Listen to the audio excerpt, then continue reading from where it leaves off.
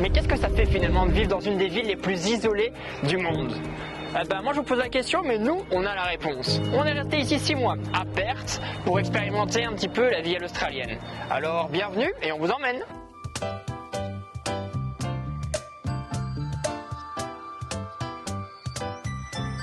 Mais pour vous donner une idée à quel point on est isolé, il faut savoir que Jakarta en Indonésie est plus proche que Sydney en Australie ici même. Pour arriver jusqu'à Perth, vous imaginerez donc que c'est pas le plus simple, surtout quand on veut voyager sans avion. Dans notre cas, nous avons d'abord traversé en voilier de l'Indonésie jusqu'à Darwin, ville au nord de l'Australie, puis parcouru plus de 4000 km en 4x4 pour arriver à Perth. À l'arrivée, la ville se dresse comme un oasis profitant d'un climat méditerranéen tempéré, malgré des étés qui peuvent être assez chauds. En tout, ce sont 2 millions de personnes qui y habitent, une ville moderne, cosmopolite et pleine de culture. C'est la 4e plus grande ville du pays et la capitale du Western australien. Donc on s'en va visiter Perth, on est à une station de métro. Et ce qui est génial ici en fait, c'est que les transports sont gratuits les dimanches et jours fériés. Donc les transports pour aller à Perth, c'est très bien développé, bien organisé, ça relie les différentes banlieues à la ville. Mais avant de s'appeler Perth, la ville c'est d'abord et avant tout Borlo, le nom donné par les peuples autochtones Noongar qui ont habité dans l'ouest australien depuis plus de 40 000 ans. C'est eux les vrais gardiens de cette terre. Et tout ce qu'on voit ici, ça a été construit par les Européens après leur arrivée et ça date seulement de 200 ou 300 ans.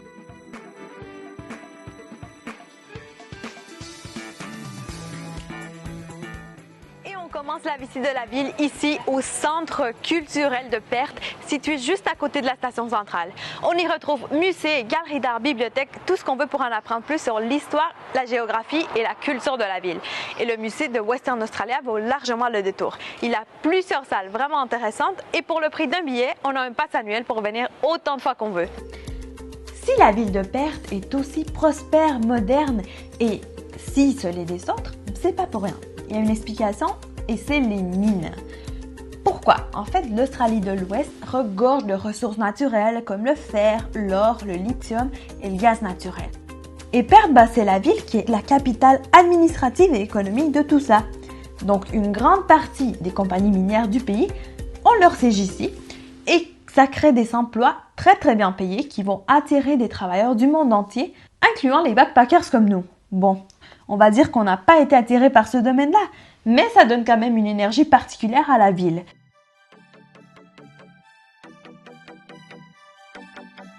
C'est parti maintenant pour découvrir la ville, endroit iconique, c'est parti.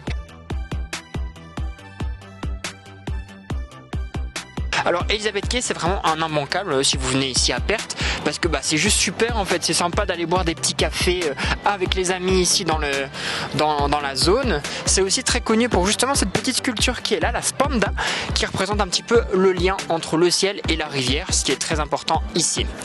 Une des choses assez sympas à faire à Elizabeth Quay aussi, c'est que c'est le point de rendez-vous des ferries publics. Les ferries publiques, alors c'est la meilleure des choses parce qu'on peut rejoindre le sud de Perth, donc le South Perth, à travers justement la voie maritime et c'est gratuit les dimanches. Donc c'est quand même un bon point à prendre. Hein.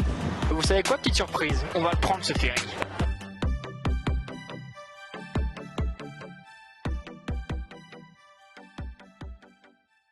Donc on est ici au sud de la ville avec des personnes du sud justement, donc on va un peu leur demander quoi faire ici. Shit, ils sont pas très bavards. Et vous savez quoi? Nous on va faire les guides, suivez-nous. Donc South Perth, mais pour nous c'est synonyme de balade, de belle vue parce qu'on voit toute la skyline de Perth et c'est assez incroyable. Et en plus on n'est pas trop loin de Kings Park qui est juste là. Allez, on y va!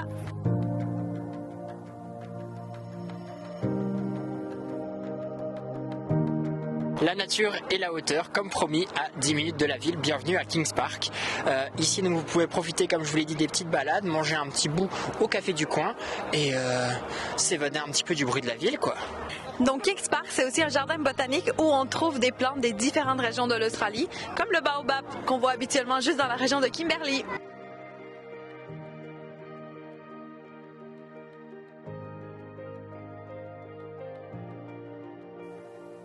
Regardez-moi ça, les trésors de l'Australie, des petits perroquets.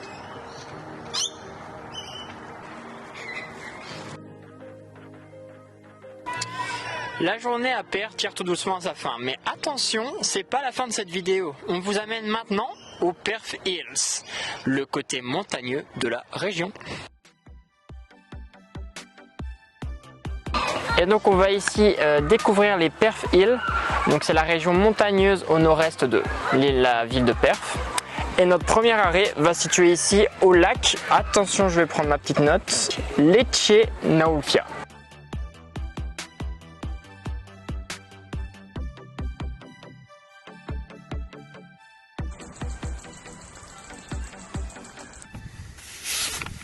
Pour les amateurs de barrages et de ponts, on pense à vous aussi et on est ici sur le barrage de Mundaring.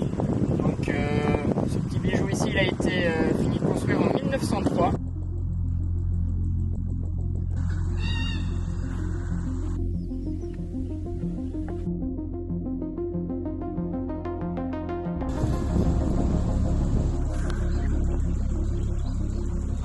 Donc on est ici devant le barrage qui a été construit dans cette vallée au point le plus étroit.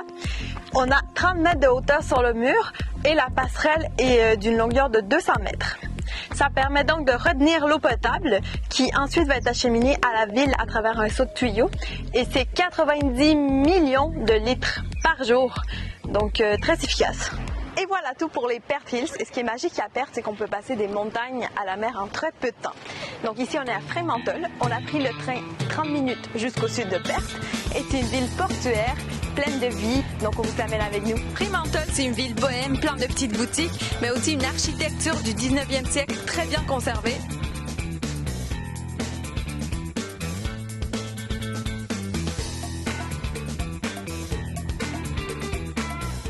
Alors Fremantle, c'est aussi un des plus gros ports de la région, un des plus importants, et un des points de départ pour l'île de Rottnest Island. Rottnest Island, c'est une île où il n'y a pas de voiture et où il est possible de voir un des animaux les plus mignons et endémiques de l'île, à savoir les quokkas.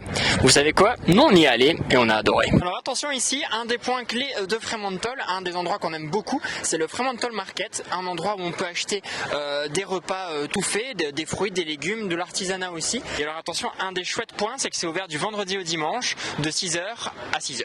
Donc venez-y.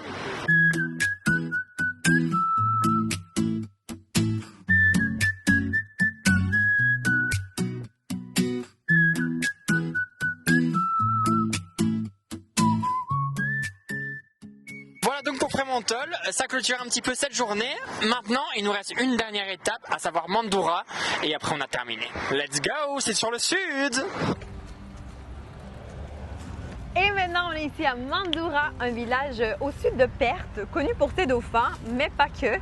C'est accessible directement en train et on peut découvrir à vélo, louer des vélos sur place notamment. D'ailleurs, nous, on a apporté les nôtres et ce qu'on va faire, c'est une des activités phares de la ville, à savoir la tournée des géants. C'est-à-dire qu'il y a 5 géants répartis un petit peu partout autour de cette ville et on va essayer de les découvrir ensemble. Allez, venez avec nous!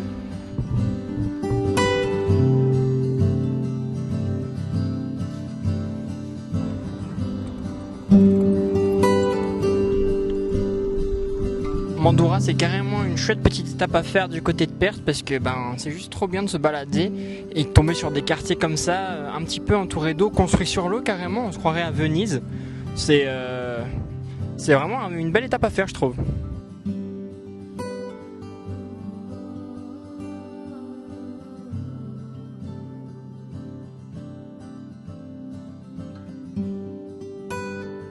Bon, on est toujours sur la piste des géants, on se rapproche, la mission change pas.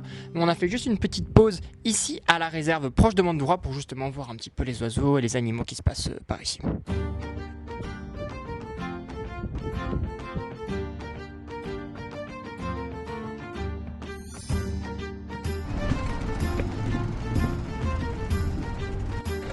Ok, ça sent le géant là, on doit plus être très loin. Bon, en attendant, je vous laisse profiter un petit peu du chemin.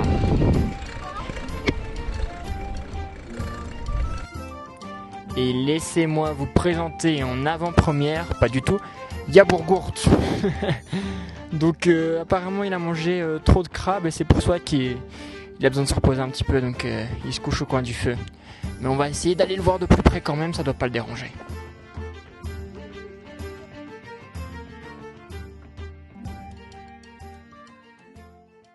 Et bien merci Mandourin. C'est ce qui termine donc notre journée ici, mais aussi cette vidéo sur Perth et ses alentours. On espère que vous avez aimé. Que vous avez maintenant des petites idées, des petites pistes d'inspiration pour pouvoir voyager simplement ici à Perth. Et n'hésitez pas à liker ou commenter si ça vous a plu. Et on se retrouve pour des prochaines aventures. Bon, bah, salut hein.